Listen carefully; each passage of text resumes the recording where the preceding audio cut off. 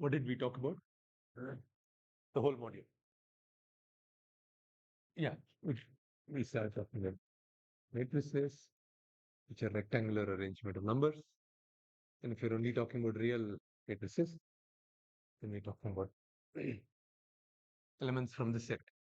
Okay, and where n is the number of rows. Okay, what did we talk about? Sorry? No, different types of special matrices, zero matrix, identity matrix, and all that. And then we talked about two operations, right? What are those?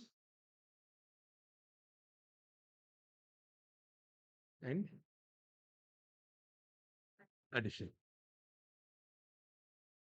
And both of these, the definition of both of these led us to conclude that matrices form set of R cross n matrices, n cross n matrices form a vector space. Okay. And then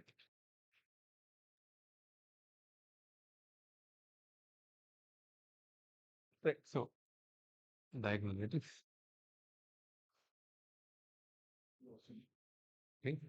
And then we started talking about idea of matrix.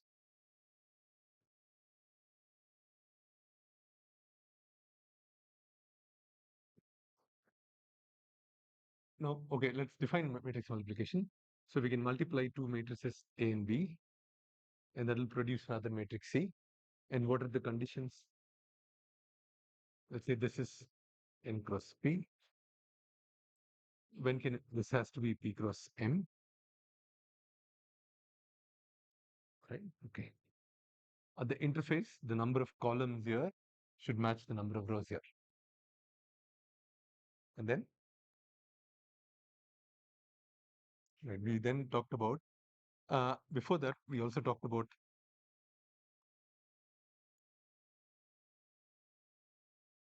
what is this? What's very simply flip the rows and columns. Okay. This turns out to be a useful operation. Then we looked at A multiplied by this, A post multiplied by a column vector, and what does this produce? Let's assume this is n cross m.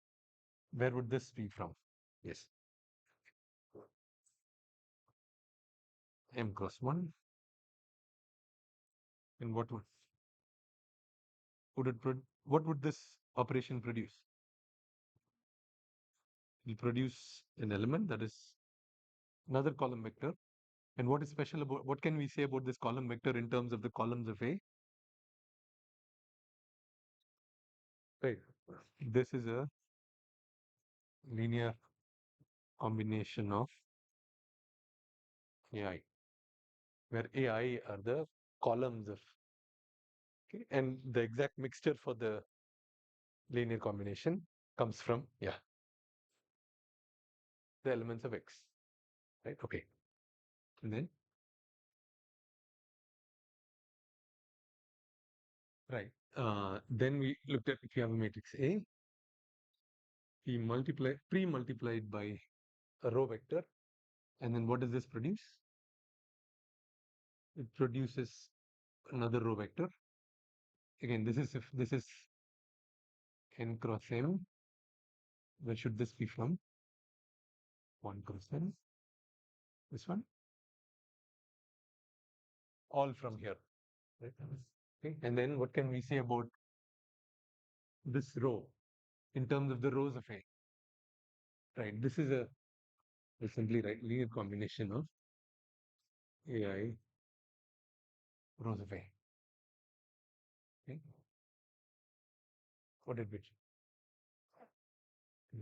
Standard product. We then concluded that the standard inner product is simply the product of two, well, yes, matrices. What is the condition for this to exist? For us to be able to do this operation, what is the condition? Sorry?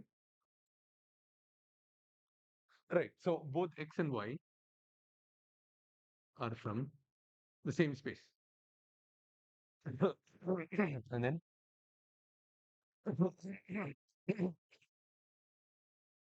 outer product. Same. Hey, what does this produce? This is 1 cross n. This is n cross 1. This produces a scalar, which is simply a 1 cross 1 matrix. Okay. What about the outer product?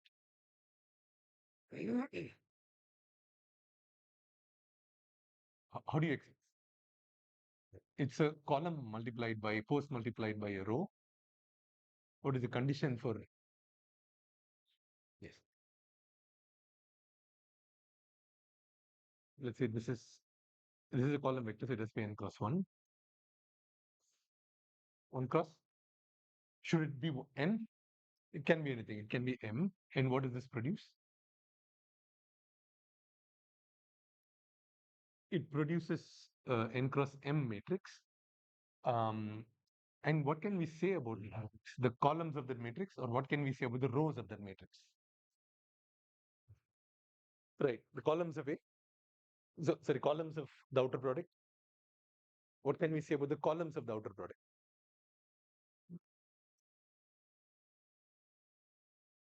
No, no. Yeah. I mean, the question is very clear. What can you say about the columns of X, Y transpose in terms of X or Y? Okay. What can you say about the ith column of this matrix? Yeah, exactly. The ith column will simply be X, the I multiplied by what? Hey, the what? Hey, how will it be Y transpose? Y transpose X will give. In fact, if M and N are different, you can't even do Y transpose. What What can you say about the ith column of X transpose Y? What will the ith column of X transpose Y be? Sorry, XY transpose. It's a scaled version of X, right? I'm asking scaled by what? This is X. That means that there needs to be a scalar in front of it.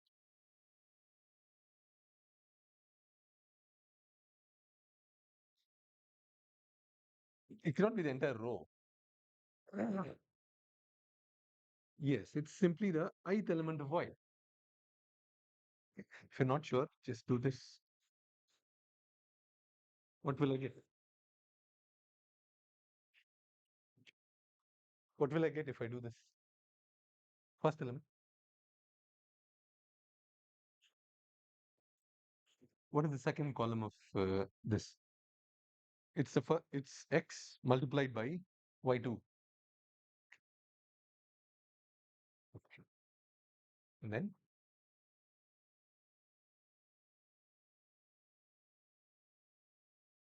yeah, the four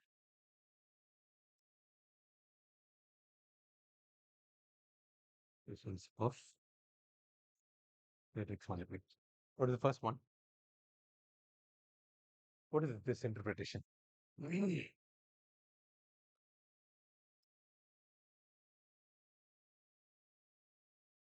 What is in it? Right. The ijth element of C is what?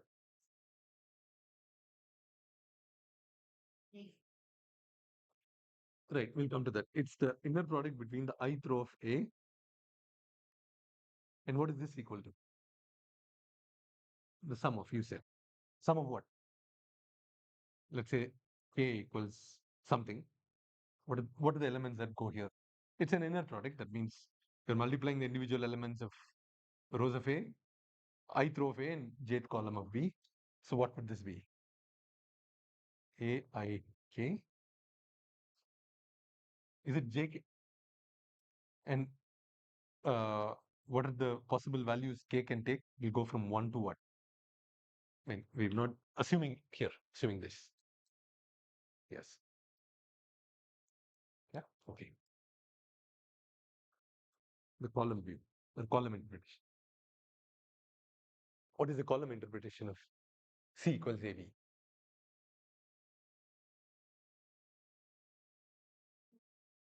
No, see, try and say it in words. Forget about the formula. Yeah. The ith column of C is what? Columns of A, right? And the mixture comes from the ith column of J. Sorry, ith column of B. Okay. This means if I only want to know the 10th row, I don't have to consider all of the B matrix. I only I need A, of course, but I only need the 10th column. Sorry, what am I saying? If I only want the 10th column of C, I need A, all of A, but I only need the 10th column of B. Okay.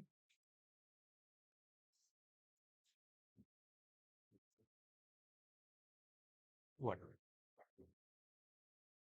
No, it's not the linear combination of matrix B, right? What? What of matrix B? The rows of matrix B. So if you're taking the linear combination of the rows of a matrix, then you have to pre-multiply. And what goes here? What goes into the mixture? Right. Okay. And then the last one is the outer product interpretation. What is this?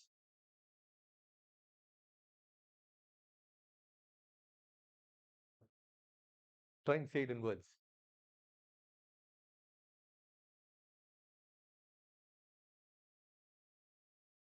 So C is the sum of what? Sum of P outer products, right? And what are the outer products? What are those P outer products? Okay. Hold on. Inner product is between a column and a row. Okay. No, no. Multiplying a row and a column is an inner product. Outer product is like this. Okay. So what? Columns of A. So I column of A.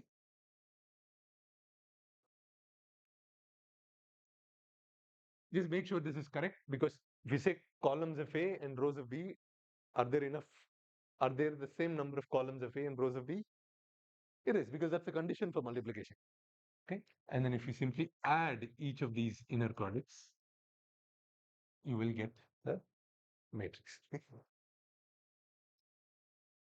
And again, you can verify that this results in a cosine matrix. All right. And then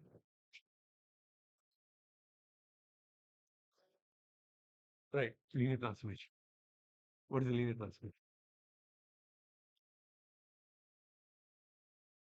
Right, it's a function that maps from Rn to Rn. This is a generalization of linear functions that we saw, which map from R.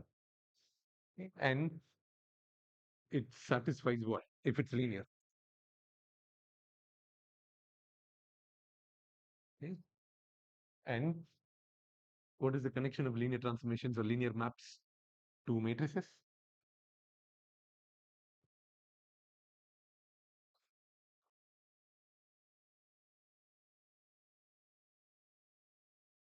No, any linear transformation from Rm to Rn can be represented by some matrix A. If you had a black box and somebody said this is a linear transformation, and if you input something from Rn, it'll spit out something from Rn, you can identify. Let's say you don't know what is inside, some function that somebody has given you, and if you call this function on your computer with a vector from Rm, it produces a vector in Rn.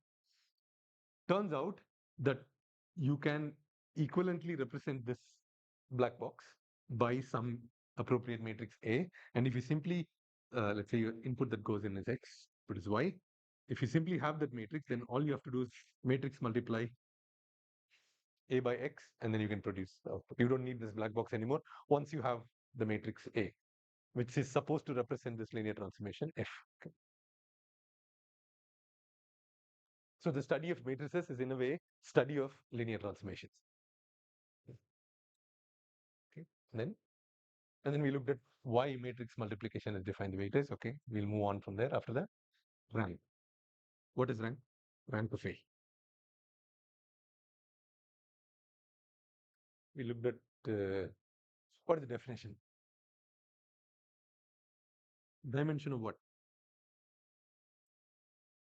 Span of? Yeah. Span of columns of A or same.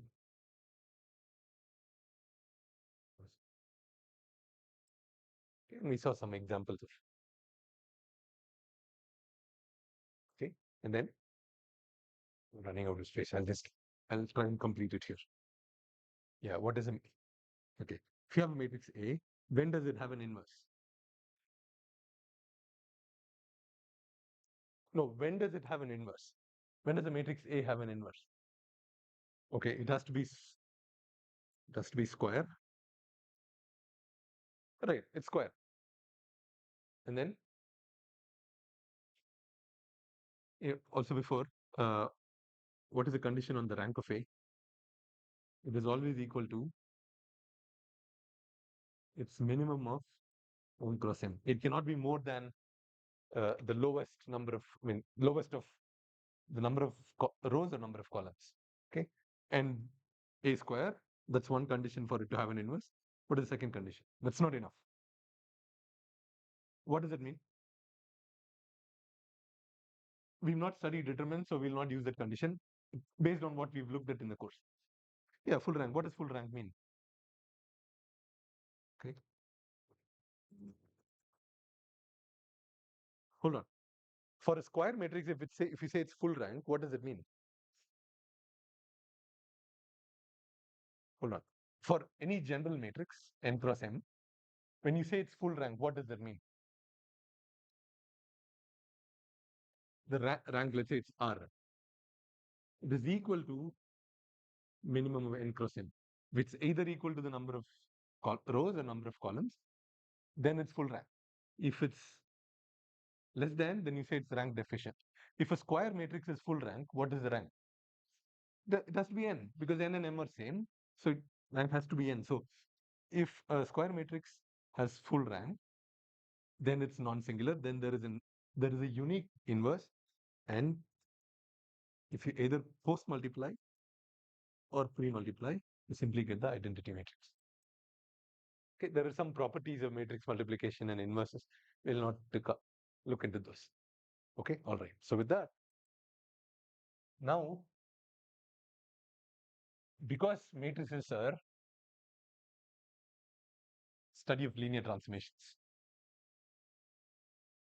and linear transformations can also be represented as a set of uh, simultaneous linear equations of this form. Let's say you have a bunch of unknown variables. Okay. Let's say we are only dealing with real numbers. So xm unknowns, all of them are real numbers. Okay.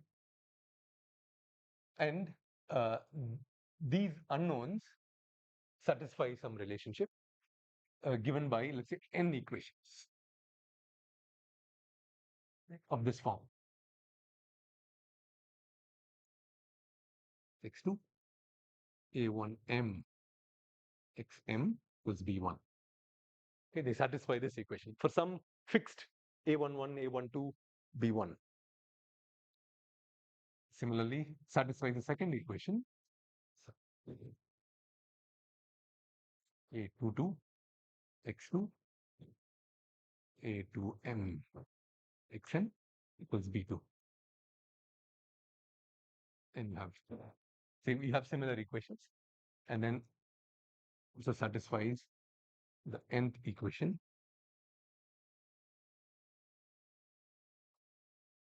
M xm equals m b n.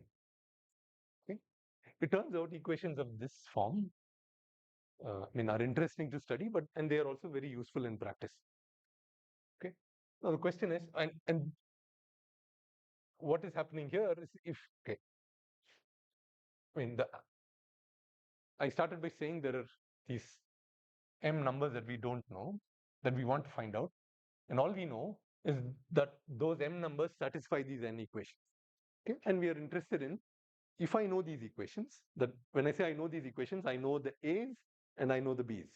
Okay, my goal is to find out the unknowns x1 to xm. Okay.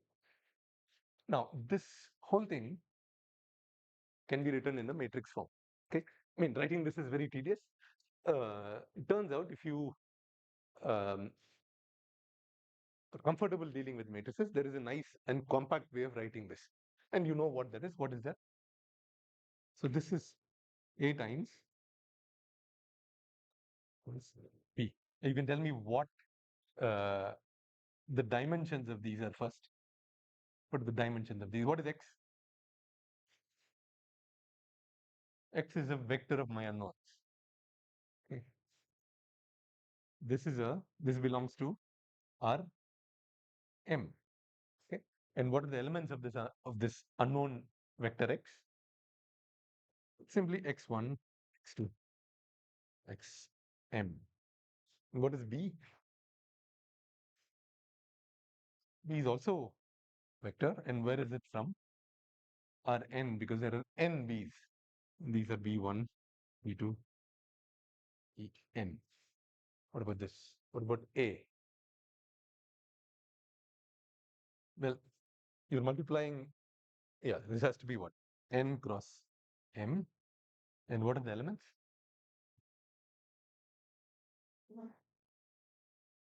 On n. N or m? M. To m. A n1, n2, nn. Okay.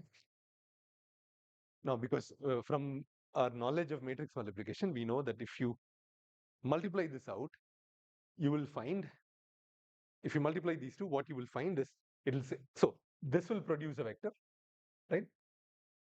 A matrix post multiplied by a vector will produce a column vector. Post multiplied by a column vector will produce a column vector. It turns out the column vector that this produces will be exactly equal to this column vector b. When you say column vectors are equal, what does that mean? When are two vectors equal to each other? They have the same number of elements and same order. And say, what do you mean by same order? Sorry? No. Go back to the very first lecture, vector spaces. When do you say two vectors are equal to each other? Okay, this you should know by now.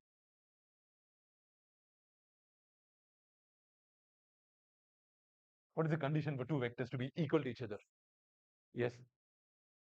Yeah, exactly. Yeah, the corresponding elements are the same. So if you multiply this, you'll get a R vector from Rn. Yeah. B is a vector from Rn. It'll turn out that the very first element of this product will be this equation, and the corresponding element in B is B1.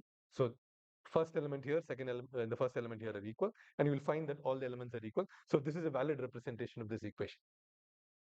Okay.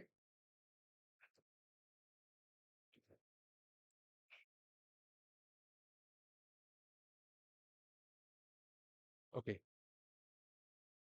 Before we proceed, just to test our own understanding of this representation, let's say instead of writing it like this, right? I write it like this.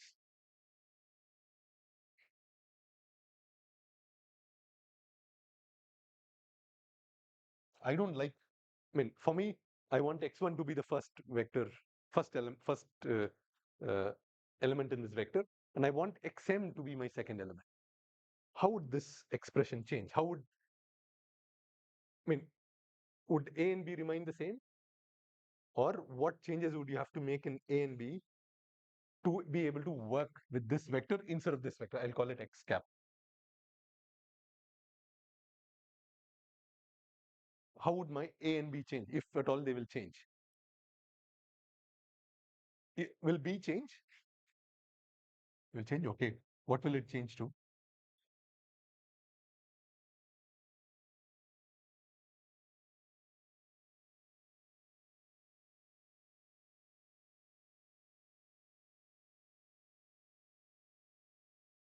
Okay, b, first one will be b1, is it? Okay. B,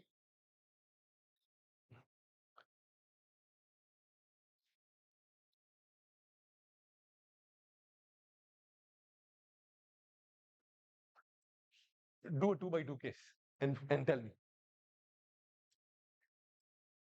Okay, assume let's say we are talking about x1, x2, b1, b2. If I had chosen this representation, my A would have been a11, a12, a21, a22. But what I want to have is this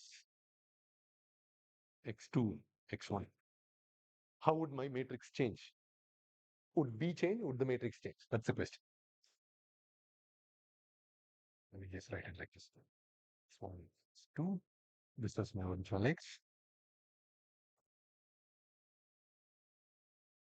If this is X cap, let's say I want to call, will B cap be equal to B?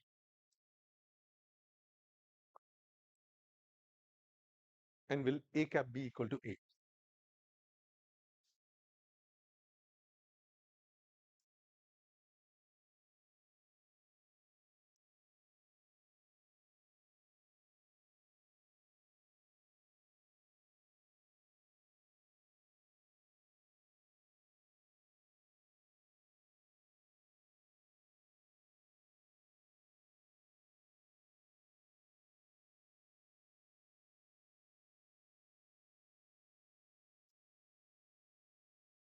Okay.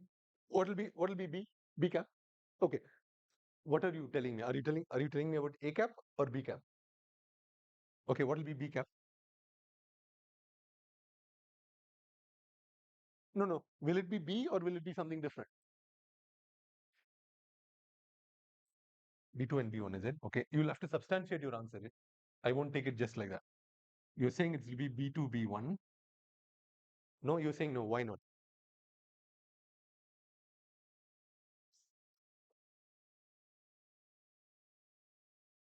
Hey, hold on. Just see if that makes sense, right? You're saying, let's say I've written it as x1, x2, xm. I am free to have given any indices to these, right? Just because I switched the indices for x1 and x2, would b1 and b2 change? I mean, I've chosen to call this x1 and this x2. Somebody else has chosen to call this x1. I mean, the way it's written here, they've chosen to call this x1 and this x2. That should not change b, no?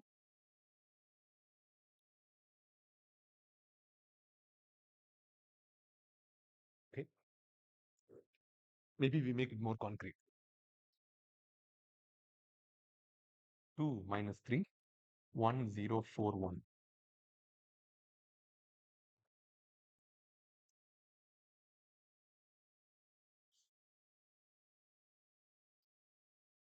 Is the question clear or no? Here, I had m unknowns, okay, that satisfied a set of n linear equations. I don't want to write this whole mess all the time. So I said there is a more compact way to write this using matrices and vectors and in vectors. I said you can equivalently write this as Ax equals B, provided you choose X to be a column vector with x1, x2, xm. B is a column vector, b1, b2, bn. If you choose x and b to be these two, then your matrix A will have this form: A11, A12, right? Now, let's say I did do that, okay, in a 2 cross 2 case. I chose the first element of my x vector to be x1, second element to be x2 in this, and then when I choose and b to be this, I got this matrix. Some reason I don't like, I want this x2, let's say it has some special meaning to be, I want that to be the first element of my vector. Okay. Before that, if this is a, b, and x, right, what are the corresponding linear equations that you get that x1 and x2 satisfy? Maybe I should have started from there. If this is a, this is b, this is x, what are these corresponding equations for this particular case? X1 plus 0 times x2 equals 2.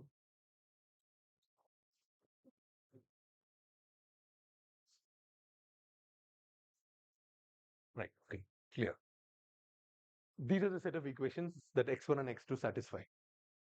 I chose this vector x to be to have this unknown x1 to be the first element. I'm asking you, if instead of that I chose x2 to be the first element of this vector x cap, what will change for B and what will change for A, if at all they will change? Tell me, if you tell me it does not, if, okay, you're saying B does not change, then B cap equals B, okay? What about A cap?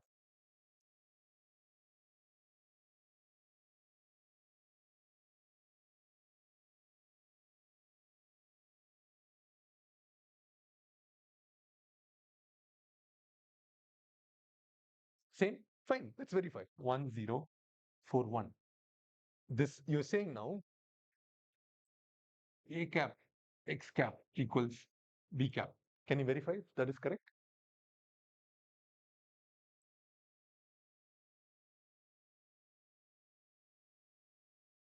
Can you multiply and tell me what you get?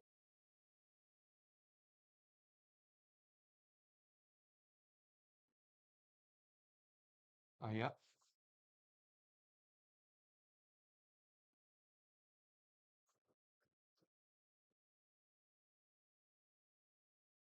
These two are not the same.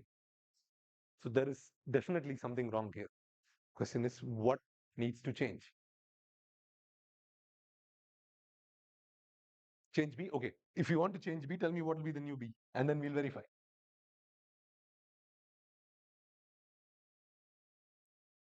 Okay. B2, B1. Okay. What is B2? Minus 3, 2. Okay. With this, what do you get? If you multiply AX cap equals B cap. So x2 plus 0 x1 equals minus 3. 4x2 plus x1 equals 2. Again, problematic. That's not correct.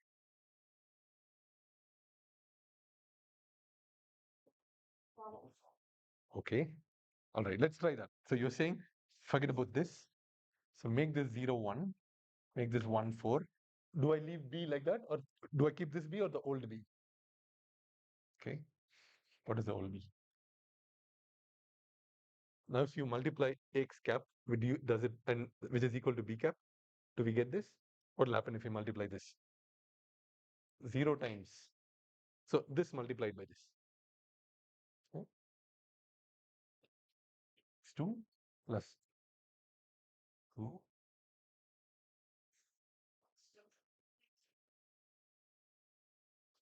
Is this equal to this? It is, right? This is equal to this. This is equal to this. Okay. So now, what is the conclusion? If you switch the elements here, what do you do here? You switch the columns. Now, you should have arrived at that conclusion the moment you saw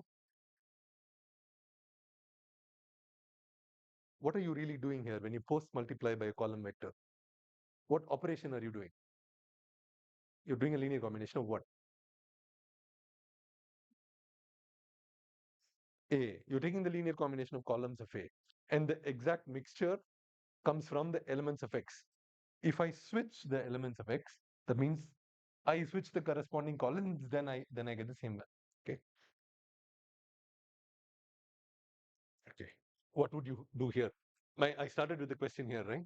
I said my new X cap is x1, xm, x2, xm minus 1.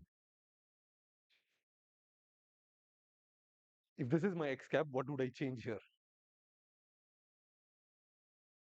How would my A change? First column, do I change it? No. What happened to the second? Which one do you choose? Right, you take the last column, put it in the second position, and then you shift everything else because it goes from x2 to xm minus 1. If you change A like that, then you still get this equation. All right. Okay. Now you know what I'm going to ask you next. What do I do? Here, what happens if I flip these? Instead of B1, B2, I do this. Bn, Bn minus 1, B1. How do I change? Do I Do I change X? Do I change A? Or do I change both?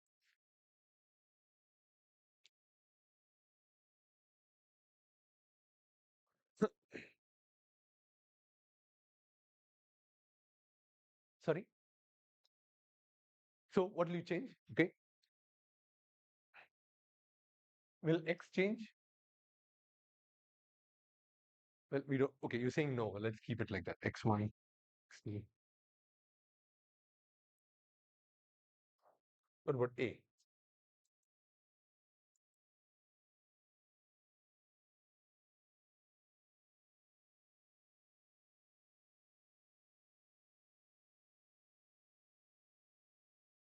What will be the first row? A.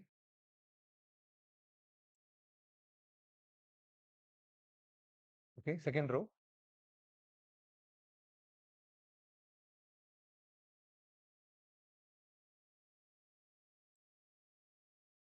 And A1, 1, 2. Yeah, that's correct. If you multiply this out, you will find that this is, you in fact get this. Okay. All right. See, it turns out that there are two types of problems that we often come across when dealing with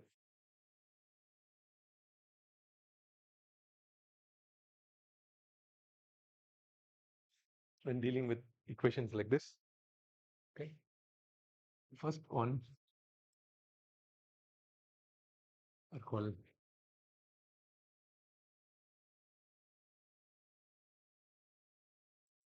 control problems. And here, these are problems where we are dealing with some system S that's got a bunch of inputs, X1, X2, it's got M inputs, okay? And it's got a bunch of outputs, Y1, Y2, Yn. Okay? We have complete control over this. Okay, we are free to choose whatever we want here. And often our goal is, we want to, and changing this somehow changes the output. Okay? And often in a control problem, our goal is to have some desired values for these n numbers. We want the output to be of some value.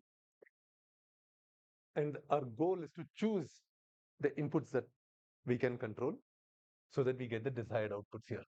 Okay? And I mean, in general, this can be a nonlinear system. But if it's a linear system, then it turns out that you can express y as a times x. Okay? The inputs are linearly related to the output, the outputs y. Okay? And if you look at the I output of this system, right? If it's linearly related to the inputs and we are writing it in this form, what will be the expression for the output? The ith output of the system. And because we are saying this is a linear system with matrix A, represented by matrix A, in control problems, these are called the inputs. These are the outputs. And this is usually called the system dynamic.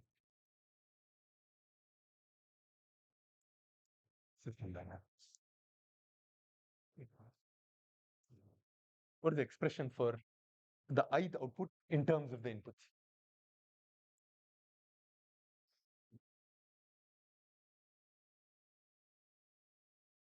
Yeah, I mean, you know this. You simply have to multiply these two and get the ith row. What is the ith row for ith row of this product? If you're not sure, just write it down. That's the easiest way to train yourself to be able to say this without having to think about it.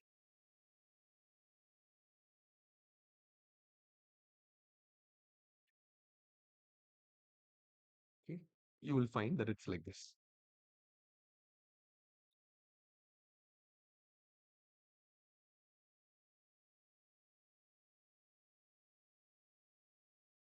Okay? This is what you'll get. Okay, because you're looking at the ith row. This is a n cross 1 vector. That means this is I1th element I1th element is the inner product of the ith row of A and first column of X. That's exactly what I've written. Now, what do these numbers here really mean in a system like this? What is the I2? What does this number tell me?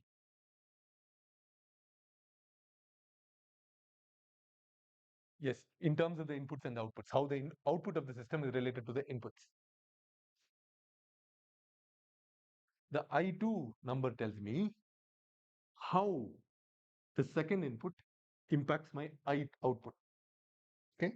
Similarly, IM tells me how the mth input affects my ith output. Right. So in general, in a matrix like this, right, what does IJ tell me? Right. Right. It tells you the relationship between the jth input and the ith. That's what these numbers mean. Okay. And if you have to think of it, if you have to assign units to this would simply be, let's say the output is force, which is in newtons, the input is in current. Let's say x2 is some current that you have to put in. Then the units of this would be Newton per ampere. Okay. This would simply mean the number that you have, let's say current is, we are dealing with amperes. This number would simply mean the amount of force in ith output that would be produced if you increase or if you set the current x2 to be 1 ampere. Yeah. Is that clear? Okay, that's what the ijth term of a matrix like this tells you. How the ith output is affected by your jth input. Okay. The other type of problem is called estimation problem.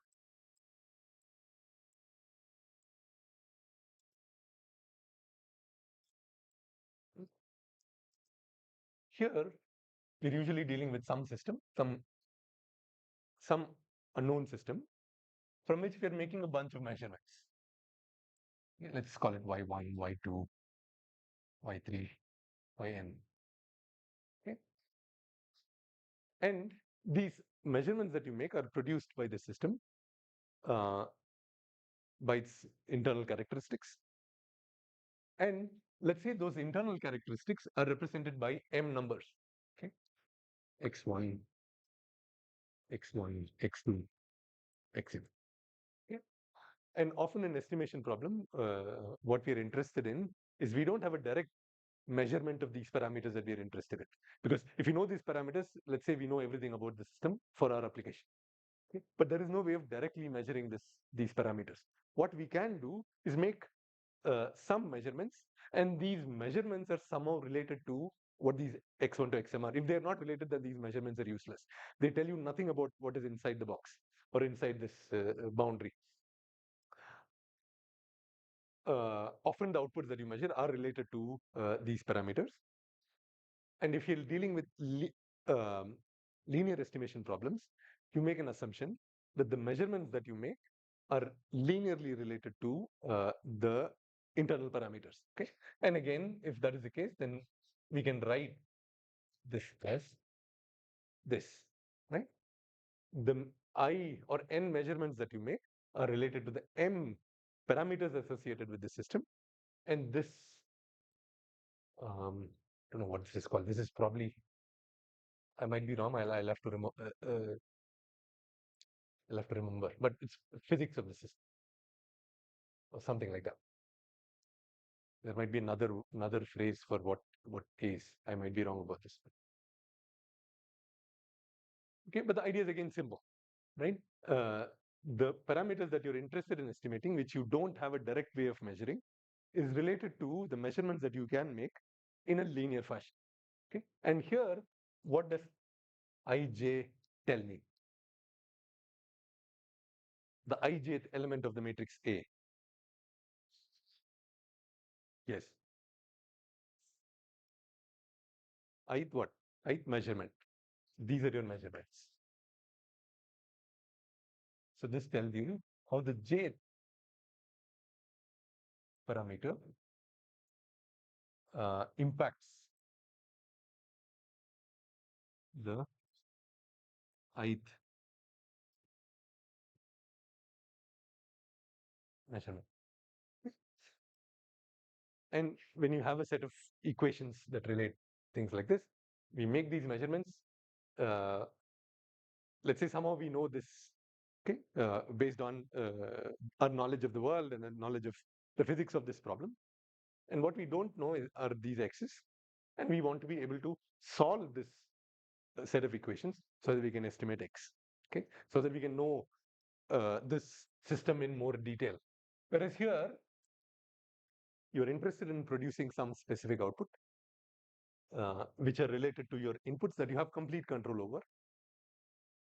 And your goal, and you know how they are related to each other through this matrix A, and your goal is to choose your inputs for the system so that you produce this output that you want. Okay. Now we look at two simple examples of these. We'll come across several of these uh, examples later on.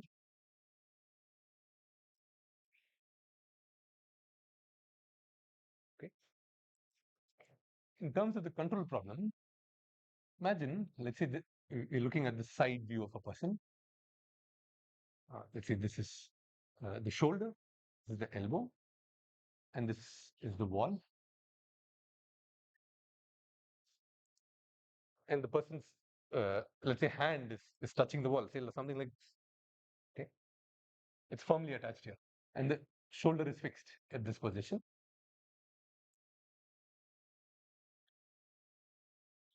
The person is free to apply any torque that they want about the shoulder and the elbow. I'll call it tau 1 and tau 2. Okay, they can do this or this, except now you're fixed here. That means you cannot actually move, but you can apply a torque. You won't produce any movement because these two are fixed at this position. So I'm doing an isometric task, right? The goal here, let's say the length is L1, this is L2, this is some angle theta 1, some angle theta 2. The goal here is to control the force that you apply on the board, right? For example, if I'm from like this, let's say the goal here is to activate my shoulder and elbow so that I apply a force perpendicular to the surface of the wall, okay? Or I want to apply a force that is, let's say, 30 degrees to the surface of the wall. That's the problem. We want to apply force like that, right? It turns out uh, if the shoulder is fixed, this point is fixed, and these angles, of course, are fixed, then the force that you apply here is linearly related to tau 1 and tau 2. Okay, so I mean we've simplified this problem by saying we are looking at 2D. That means that this is a two-dimensional problem. Let's say this is the x-axis, this is the y-axis. So we're looking at a two-dimensional force. I'll call it F1 and F2. This is a vector. Okay, so this force that I can produce using this arm, where I have complete control over the torques that I apply, turns out it is related to the torques, and torques are also real numbers. There are two I can choose from. That means I have two possible inputs. That means I have tau, which is equal tau 2, and f is that. It turns out that in this particular configuration, these two are related by matrix A. What will be the size of the matrix? Not two. This matrix has two sizes. I mean, two dimensions, right? So yes, this will be 2 cross 2. So it will be a matrix like this: A11, A2, A1, 2. And this A11, A12, 21, 22 will depend on L1, L2, and theta 1 and theta 2. But for a fixed value of theta 1 and theta 2, this matrix is fixed. These numbers are fixed. Okay, and there is a linear relationship. Now, here, if you have a problem like this, and somebody tells you, we need to choose the torques tau 1 and tau 2, so that you are applying force that is perpendicularly directed perpendicularly into the wall. Okay, that means you're looking for your desired force Ft is sum f d1 and 0, right? Because there is no vertical component. I'm only interested in applying a horizontal component. That means what I want to produce is this. Okay, and because I know from the physics of this problem that there is a linear relationship between the torques of the at the two joints and the force that you produce at the end, that means I can say that what I really want to do here, because I want to apply this force, I want to solve for some tau, okay, that will produce fd1 and 0. Okay? That's a control problem. You have complete control over this linear relationship to its output, and you'd like to solve this. Okay. Now, again, there are lots of ways to solve this problem. If you solve this and you apply those torques here, you'll find that you can apply the force in this direction. Okay. Now, this problem can get more interesting. Instead of this, let's say this is a arm that has 3 links, not 2. So you're dealing with theta 1, theta 2, theta 3. Now you have the freedom of choosing not just 2 torques, but 3 of it. Okay. What can you say about tau now? What has changed in this problem? Has f changed? F is not changed. Yes, our output is still this two-dimensional force that you want to apply. What about what's changed in our input? Right, where is tau from? It's from R3. So now it's tau 1, tau 2, tau 3. And A, what can we say about A now? What is the size of A? It'll be a rectangular matrix, it'll be 2 cross 3. It'll still be linear, but it'll be 2 cross 3.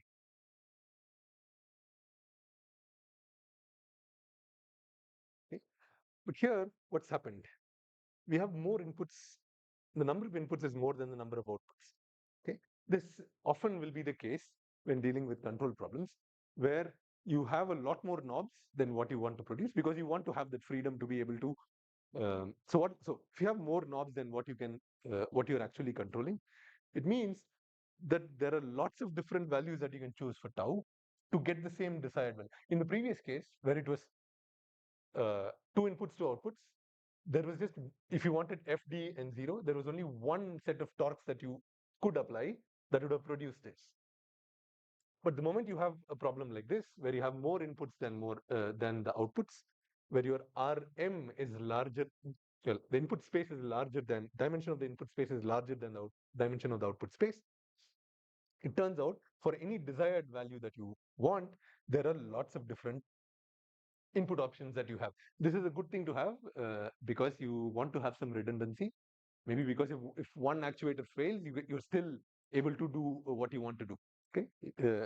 Imagine in the previous case, if my, let's say, elbow is paralyzed, there aren't many. I mean, then I'm restricted in what forces I can apply. But if I have 3 joints and my elbow is paralyzed, it turns out I can still activate my shoulder and wrist to be able to apply the force that I want. So in control problems, this being larger than this is a good thing to have.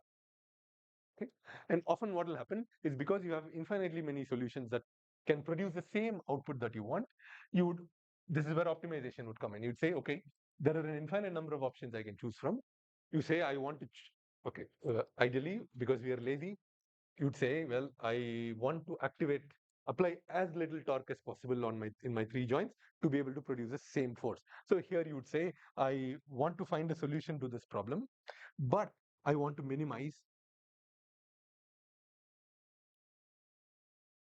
the 2 norm of tau and run an optimization problem and say, okay, give me the solution such that the sum of the squares of the individual torques is as low as possible. Okay. All right. So that's when you deal with control problems. Now, on the other hand, a good example of estimation problem, which you will actually have in your assignment, is CT reconstruction. Okay. Where you have a body. Okay. You're interested in imaging the internal structure of this body. Okay, of course you cannot cut and go in, okay, by making some measurements from the outside. Okay, and the way you make these measurements is you pass a bunch of X-rays through the body, and then you make a bunch of measurements using a set of detectors. Okay? And you do it. Let's say, I mean, often what you do is you then rotate and then make multiple measurements like this. Okay, so here, whatever you're measuring here, right, okay, are your YIs. Okay, the measurements that you make, and what you're interested in. I mean, if people have done CT before, what are we measuring what are we imaging when we're imaging, when we're doing CT imaging? No, it's not intensity, right? Yeah. Right. It's the, or what you get. So you do CT reconstruction, you see a nice grayscale image. What does each pixel in the grayscale image tell you? So it tells you the a measure of how much that portion of the body tissue attenuates X-rays that pass through that region. Okay. And because different tissues in the body have different attenuation rates, this gives us some picture of the internal structure of the body. Okay. And again, it turns out because X-rays can pass through the body without any problem, it turns out that you can relate. So if you take the body and you divide it into, for now, let's say pixels, okay, um, the measurements that you get, yi, is related to the attenuation that you have in each of these pixels. Okay, so here these x's that you're talking about, these internal parameters, are really the attenuation corresponding to each of these pixels. Okay, don't be fooled that this looks like a matrix. The attenuation at each pixel is actually your x1 to xn, right? So those are all your. So if you treat each of them as a real number and simply list them, and of course, depending on how finely how small each of your pixel is, the number of parameters you have will depend on that. For example, if you say, well, I know that the entire object has uniform attenuation, then I only need one number, x. Okay, then one parameter is enough to describe this body. If you don't have, uh, if you don't want a very complicated problem, you could say, okay, I'm going to say this body has 9 different attenuation coefficients, and I'm interested in estimating those using making these measurements. If you want to have a very detailed picture of the inside, then you make a much finer grid with maybe thousands and millions of pixels, and that would be your X vector. Okay. Again, depending on the geometry of the object that you choose and what kind of CT imaging you're doing, for example, you could have parallel images like this, or you could just have one source and one detector, and you simply rotate this, or you could have a cone beam like this. There are several reasons to choose from these different options. Depending on which option you choose, there is a specific A that relates the internal absorption coefficients or attenuation coefficients to the bunch of measurements that you make. Okay.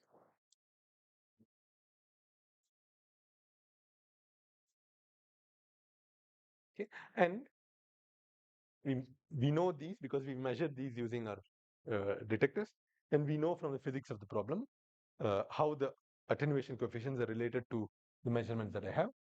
It turns out this can be posed very well as a linear problem. Here we are interested in then estimating. Yes, number of pixels here. Yeah, yeah. Okay, so it's related to the number of pixels. Okay, so we have this. Our goal is to then estimate these internal parameters, the attenuation coefficients based on this. Okay, and it turns out when you're dealing with estimation problems, right, you want to have the exact opposite uh, condition that you like to have for your control problem? In your control problem, you said, I want more inputs than outputs. That way, I'm free to do whatever I want while achieving what I want to achieve. Whereas in the estimation problem, you want your measurements to be larger than the number of parameters. Okay. Um, Again, we'll see why that is later on. Um, it- because okay, all measurements are affected by noise. Turns out if you have more measurements than the number of parameters, then your estimates of what is inside are a little better. Okay, so it's good to have. So in this case, it's preferable to have n larger than m. Okay, unlike the control case. Okay, and it turns out whenever you have n larger than m, it turns out you cannot actually solve the problem. You can never find an x that will exactly give you this. Well, not never.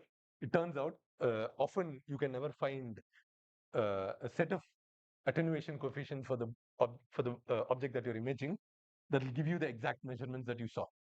Okay. Uh, so often what we are interested in. So again, the way you solve this is by saying, okay, I can never find a bunch of x's that will give me this y. So what people often will do is say, okay, let me do the best I can. Let me find a bunch of x's such that this ax is as close to my measurement as possible. And the most common optimization problem that we'll deal with is this. You're interested in minimizing this the error between what you uh, what your model produces, because this is actually your model of this body and this problem and what you can actually measure. Okay, and you're interested in minimizing this, and the solution of this, let's say x star, is your best estimate in some sense, or in this sense, of what the attenuation coefficients are of this body, or attenuation coefficients of the different regions of this body are. Okay, and again in estimation problems, this is the kind of uh, setup we will often come across. Okay, see, there are also estimation problems where it's possible that the number of measurements you can actually make is not very good, where it's not very high, for whatever reason. If that is the case, it turns out you can still come up with a solution, okay, similar to what you did here. You could say, for example, let's say you had the CT image, right? Let's say you could not make a lot of measurements. Let's make it more concrete. Let's say I've divided this into 100 pixels. Okay, that means there are 100 numbers that I want to be able to identify. But let's say I could only make 10 measurements. Okay,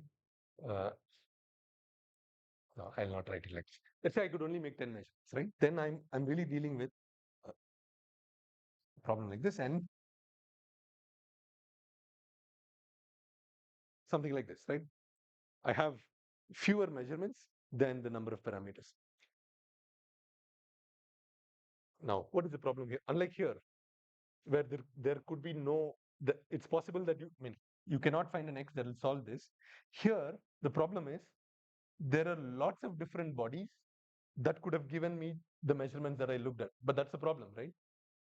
I made these 10 measurements, and there is this infinite number of possible internal structures that could have produced this, and that's not what we want. Often what we will say is, okay, we know that inside the body, there is some continuity. That means from one pixel to another, the attenuation coefficient is not going to change that much. Okay, that means if my attenuation coefficient is 10, the attenuation coefficient around this pixel is going to be more or less close to 10. Then it turns out that you can formulate this as an optimization problem, saying, give me a solution for x such that the difference from one pixel to its neighboring pixel is not very large.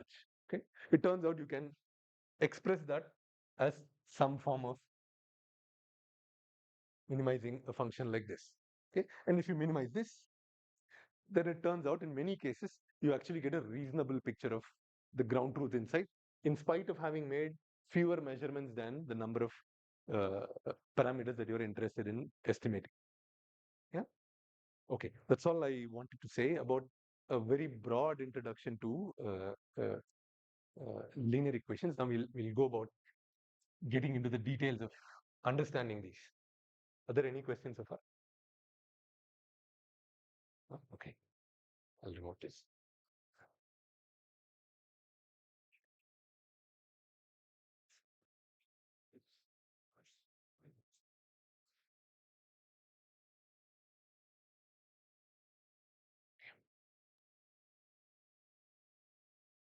Let's start with it's a simple case, right? Let's say we're dealing with two unknowns and two equations.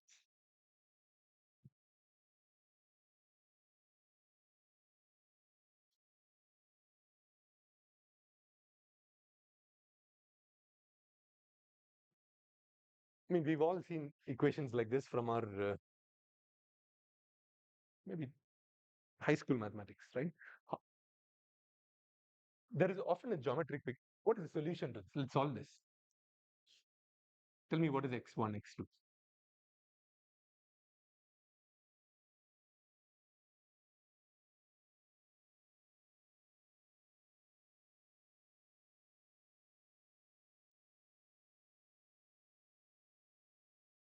Yeah, some number 3. Okay, all right. You know how to solve this. Okay? But when we saw problems like this in our high school, there was a geometry associated with this problem, right? You could solve it algebraically like this, but there was also an associated geometry. What is that? Do you remember?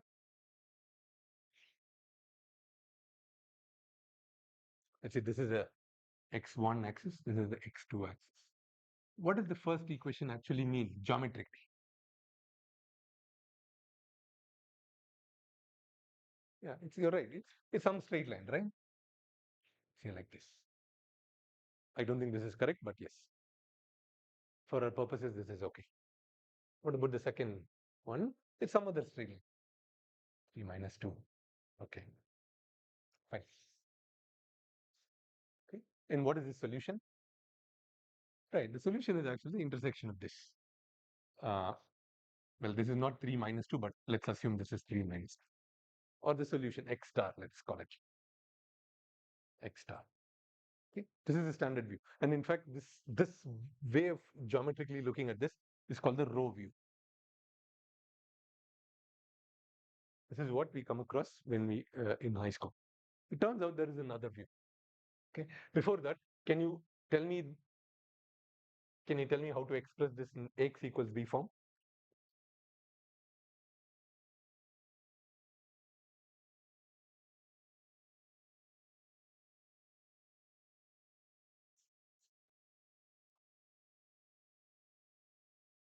Okay, that's correct. So that's a a, x, b. Okay. Let's go back to this picture again.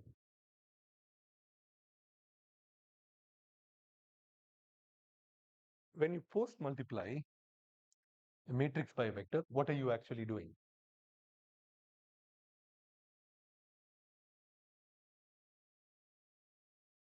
Oh, yeah. You're taking the linear combination of columns of A. Can you express this in terms of columns of A? Let's say column, this is A1, A2. Let's always write the scalar in front of the vector. So it will be x1, A1. And we're saying this should be equal to B. Okay. Okay. Let's now look at the column view of this set of equations. This says if I take x1 times this vector A1 and x2 times this vector A2, the sum of those two should produce B. Okay. Let's say this is A1. Well, let's try, what is it? 1, 1. Okay. This is A1. There is A2. 2 units for the first one, 1 unit for the second axis. This is 1, this is 2. Let me write it together. A1. So this is 1, this is 1, 2. This is my A2. Yeah, is it correct? Where is B? Minus 1, 1. Easier.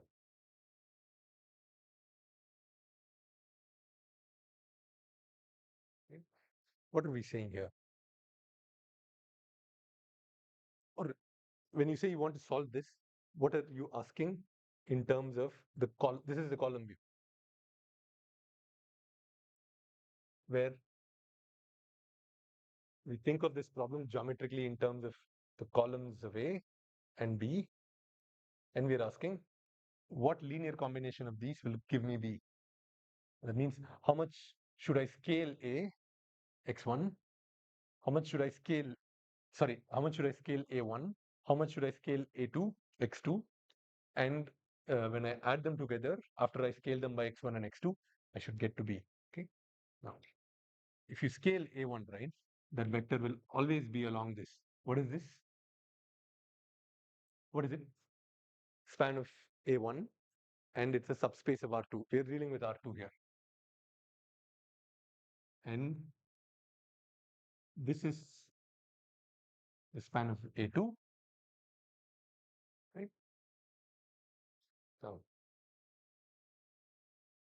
turns out if you step, and then if you, so it'll turn out that if you choose so much of A2,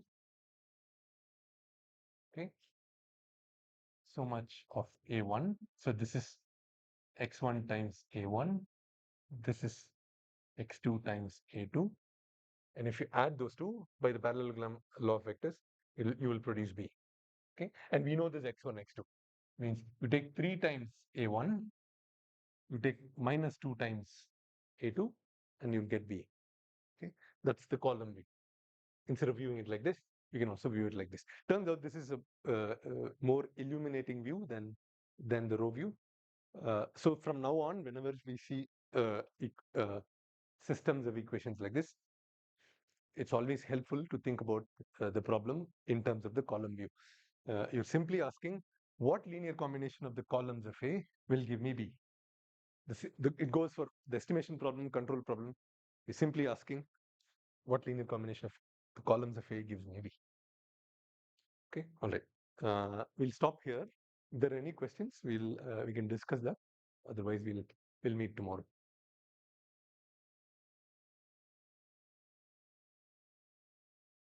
Okay, all right. See you guys tomorrow.